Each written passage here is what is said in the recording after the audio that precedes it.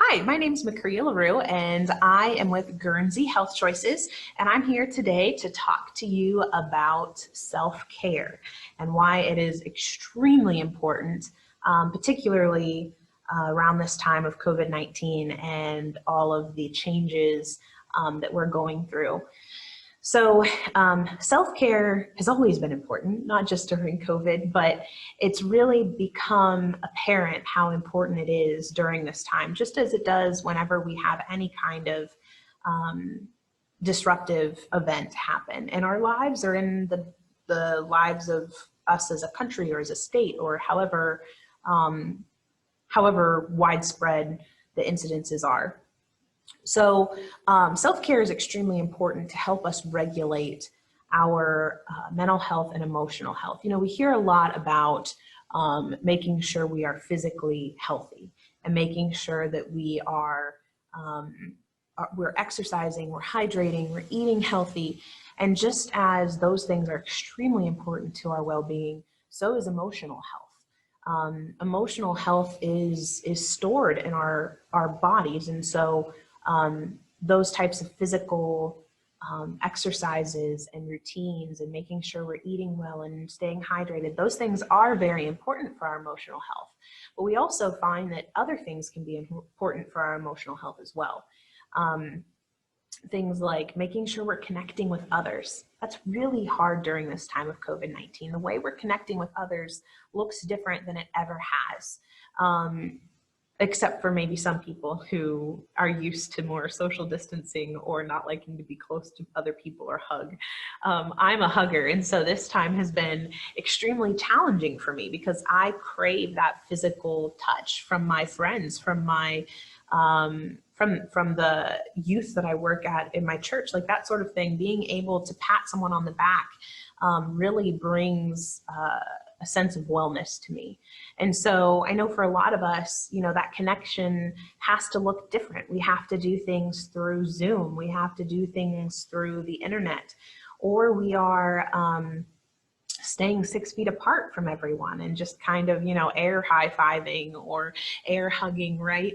And so this time can be really challenging. But it's very important that we are trying to connect on some level, even if it's going for walks with people, going and sitting on porches, socially distancing during that time. We know from a neurological standpoint that connection over FaceTime, over the phone, over text doesn't satisfy our need neurologically for interconnectedness with other human beings.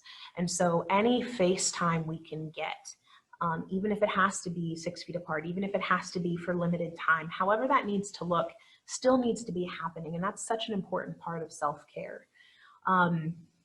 Another important aspect of self-care is just giving ourselves room to feel the emotions that we're feeling around this pandemic. Some of us are angry, some of us are hurt, some of us are lonely, some of us are enjoying this to the fullest because it means that we get to be alone more or get to be home more. Some of us are feeling anxiety. Some of us are starting to get depressed, or we have been depressed and this is making it worse. Some of us are experiencing cravings or pulls back into addiction. And so it's important that we seek the help that we need, whether that's treatment, whether that's you know, getting counseling, whether that's making sure we're getting involved with more people who are more stable in our lives. Sometimes too, with self-care comes just a less connected with our news sources sometimes. You know, I feel like a lot of times an overabundance of information around the coronavirus and COVID-19 can result in making our symptoms worse because the information is so hard to consume. The numbers are so big and we are seeing a bombardment of different sides of different information, and we've got the political stuff going on too, and that can really harm our well-being. And so limiting however that looks to you. You know, for me, I stopped getting my news information on Facebook and on other streaming platforms and other social medias, and I started making sure that I was only reading my news. And that really helps, because when I'm reading, it doesn't feel as sensationalized, it doesn't feel as biased. I'm able to find the sources that I want to read, that I want to consume, and I'm able to fact check that in a more efficient manner, in an easier manner. So making sure that you're monitoring that and paying attention to your responses to what's going on, and implementing various forms of self-care for yourself during this time. It's super important. As they say, we're all in this together, and I hope that you all are having a wonderful week.